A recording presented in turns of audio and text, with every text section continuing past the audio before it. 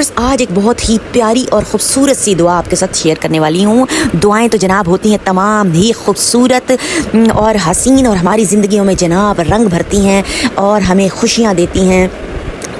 तो व्यूअर्स, इस बात का भी जनाब शुक्र अदा करना है। तो व्यूअर्स, अगर आपको वीडियो पसंद आ जाए, इंशाल्लाह व ताला दुआओं की वीडियो है, सबको पसंद आएगी, ऐसा नहीं है कि जनाब पसंद ना आए। अल्लाह का कलाम किसको पसंद नहीं होता। तो लाइक, शेयर और सब्सक्राइब करना ना भूलें और सब्सक्राइब ज़रूर किया करें और शेयर ज़रूर किया करें। आपकी बहन को जनाब ज़रूरत है सब्सक्रिप्शन की। इंशाल्लाह व ताला आपको ये बात मेरी समझ आएगी। तो व्यूअर्स, क्या है दुआ जनाब बहुत ही प्यारी है। क्या है, एक खूबसूरत दुआ आपके साथ शेयर करने वाली हूँ।